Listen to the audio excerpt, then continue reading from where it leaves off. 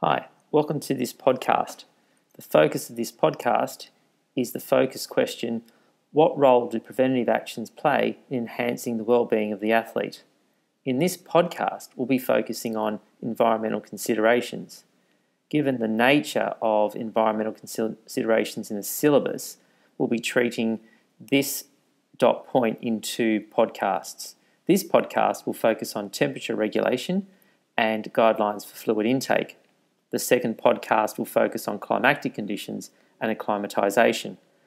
After watching both podcasts, you should be able to evaluate strategies an athlete could employ to support the body's temperature regulation mechanisms, and also analyse the impact of climactic conditions on safe sports participation. Temperature regulation. The hypothalamus is responsible for regulating body temperature. It is located in the brain.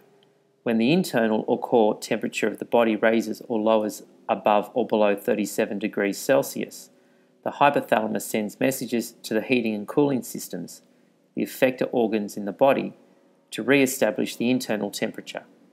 Heat balance is maintained by balancing heat production from exercise and metabolism with heat loss. Body heat is lost as a result of the following processes. The first is convection, which is the transfer of heat by a moving fluid, either water or air. A body at rest heats up the air around it, for example. This accounts for approximately 12% of heat loss. Radiation is the loss of heat in the form of infrared rays.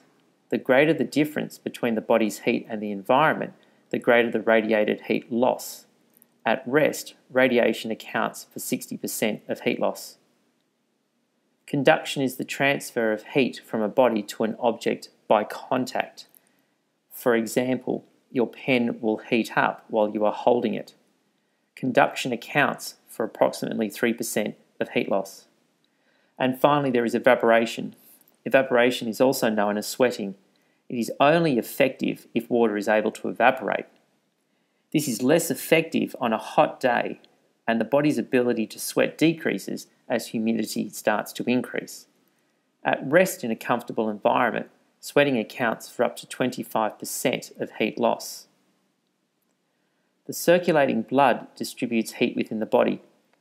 By varying the quantity of blood circulating just below the skin, the body can control the amount of heat retained or lost to the environment. Vasoconstriction of blood vessels directs blood flow away from the skin and therefore reduces heat loss to the environment. It operates when core temperature goes below the set point of 37 degrees Celsius, but its functioning accelerates if body temperature decreases rapidly, as in the case with hypothermia. The process of vasodilation increases blood flow and heat from the body core to its surface, where it can be radiated to the environment.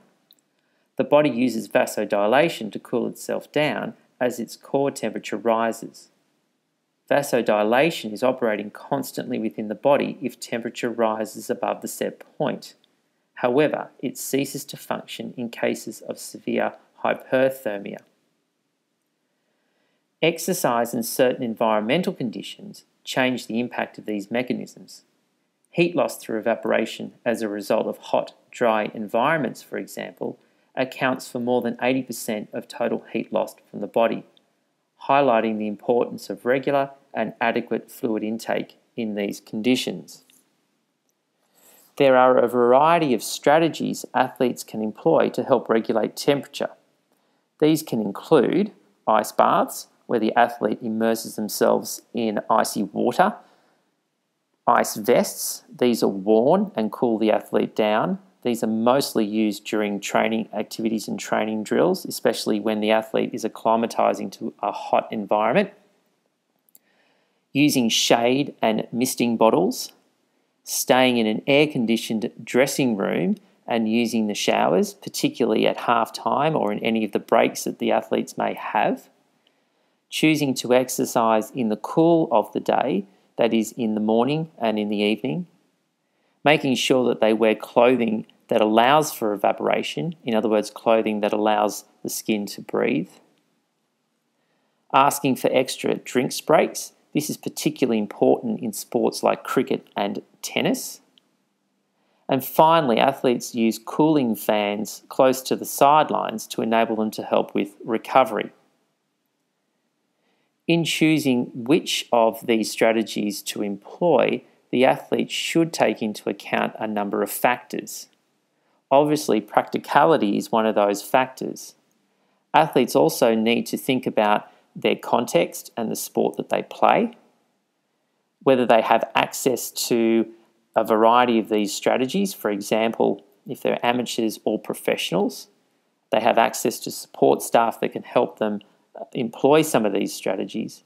And finally, they need to also think about the cost of the strategy as well. In the cold, it is really important to cover the extremities to minimise heat loss. This usually means making sure that athletes are wearing gloves and hats. Layering is also really important as it traps warm air closer to the body. It also wicks away sweat, allowing for some evaporation to occur. Of course, it's not always important for athletes to maintain their body heat in some of these environments. For example, cross-country skiers and biathletes usually get by with just wearing a ski suit. That is because of the nature of their event, and the fact is that they're working at such high intensities that they need to remove body heat as any athlete would in any other conditions. Fluid intake is determined by the type and duration of the event or the training session, the training conditions themselves, such as heat and humidity, and the amount of weight the athlete loses due to evaporation or sweating. For events of 1 hour or more that involve continuous exercise and in normal conditions, athletes should aim to drink at least 500 ml of fluid 30 minutes prior to competition and/or training. During training and competition, athletes should drink approximately 200 ml of fluid every 15 minutes. An athlete should not wait for thirst to develop. Athletes should be encouraged to drink more in hot conditions, and athletes should aim to replace 80% of heat or fluid loss while still continuing to exercise. Water should be the preferred drink, particularly if exercise lasts less than 1 hour. Where exercise lasts longer than 1 hour, then diluted carbohydrate or electrolyte drinks are preferable. These drinks should contain no more than 8 to 12% of carbohydrate solution. Ideally, they will be non-carbonated. They should be drunk cold, as cold fluid empties from the stomach at a much faster rate.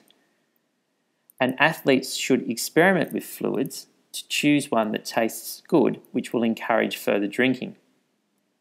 Of course, during training and competition, athletes should avoid alcohol or caffeine. Following competition, athletes should use water first and then choose a carbohydrate drink. Athletes should aim to replenish fluid regularly until body weight returns to normal and the urine is clear. Athletes should also aim to replace 80% of fluid loss while still continuing to exercise.